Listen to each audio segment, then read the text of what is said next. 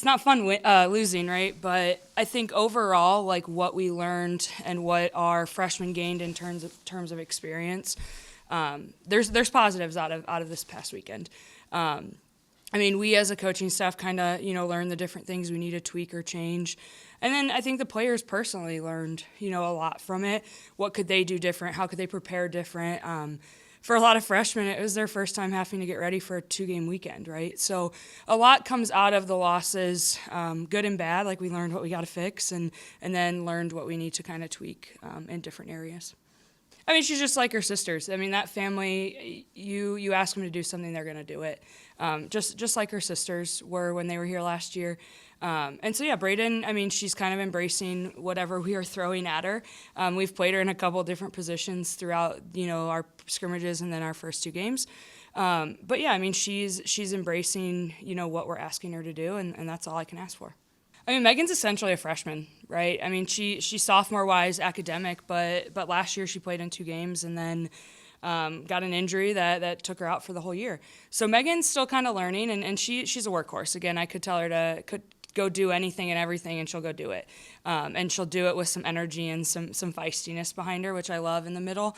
But yeah, I mean, she's still kind of learning and trying to figure it out as well. Along with those true freshmen, she's kind of doing the same. And but she's a kid that you can tell to do something, or you can give advice, and she's going to take it to heart. She's not just going to brush it off.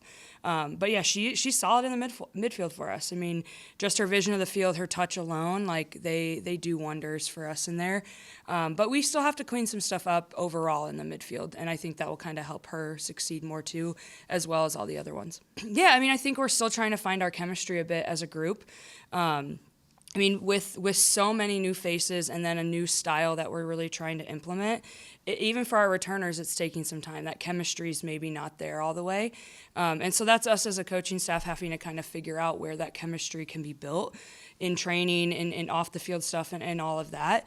But I do think some of it is that chemistry of just our units, knowing exactly what the other person's going to do. And once we get that and once that clicks, I think we're going to have success. Yeah, I mean, she's really embraced that leadership role this year, on and off the field. I mean, I think all of our upperclassmen have done that. They realize with 12 freshmen that they either have to embrace it and start being a leader on and off the field, or we're going to be in trouble, right? But Bree brings that positive energy, positive vibes. I mean, she's going to command back there, and she's going to tell people what to do to make our team better. And she owns her mistakes back there too, which is a big part of that leadership, right? Like first thing after the game on Sunday, she's like, "What I could have done this probably different." And I'm like, "Yeah, but don't beat yourself up. It got through everyone, right?" So, but she's owning that leadership of it, and she has people back there that help her as well, kind of lead from the back. Yeah, her 1v1 saves this past weekend, saved us, right? I mean, without those, it's a different story in terms of the scoreline. But yeah, I mean, a goalkeeper has to be fearless, right? And I tell the 3 goalkeepers, you have to own that box, and you have to have some swagger about you. You have to have some cockiness about you in the back, because your goalkeepers are crazy. Who dives at soccer balls, who dives at the ground and hits body full force. Like, that's not a normal thing to want to do with no pads on, right? Like football, you got some pads and you're hitting the ground, but soccer you don't, right? So they're a little weird, and I can say that I was a goalkeeper. And Bree has that fearlessness to her, right? That ability to just go and do it, and doesn't really care if the injury risk is there, right? And we need that from a goalkeeper. I mean, you put any of our goalkeepers out there, they'll do the same, because they also want the team to win, and they're going to sacrifice whatever they need for the team to win. Yeah, I mean, I think you watch the games this weekend. I mean, we have some young legs up there, right? You have Brooke Green, who's playing, out of her mind right now and really solid. So we're relying on her a bit. But then I do think you have some of our freshmen. You have, Peyton Wenzel and Sophie Rader, and, even some of the returners in Lovercheck and Marissa. Like, those are players that we just have to find it as a unit, and then I think those goals will start coming. We show glimpses of it, but we can't get that final ball or that final pass, and it's there. It's just, again, it's only technically week 1 into full games and a full season, and there's a lot of room to grow. Yeah, I think it's just learn about ourselves. Obviously, we want to win. That's the game plan. But we're bringing in two really solid teams. I mean, Cedarville just was up against Grand Valley and ended up losing. But I mean, they took Grand Valley to the end, and Northwood, a solid team that punished us last year, right? So, for us, it's those games are all learning curves.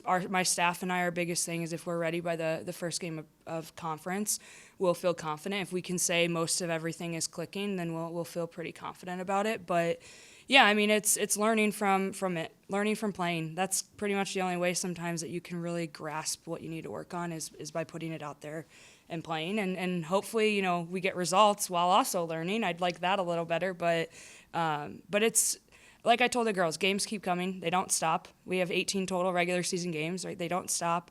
And if we can say we get better every game, then I'll be decently happy. I want to win games, but we're gonna get better. And I think individually, as a group, as a staff, as players, like we'll get better.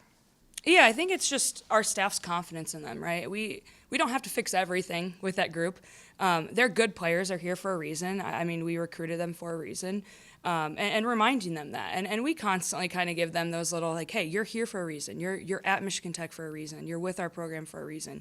And I think it's just kind of trying to instill some of that confidence. Like, be creative. Go do your thing. Take chances. Take risks. Mistakes happen, right? And that's even for our upperclassmen. I constantly have to preach, like, make mistakes because they're going to happen, right? Like, that's okay to make a mistake. You learn from it. You get better. But just, I think, creating the culture we have where everyone has each other's back really will help some of those younger girls realize, like, okay, I'm good. Like, I'm fine. I can keep pushing forward and doing my thing, and I'll be okay.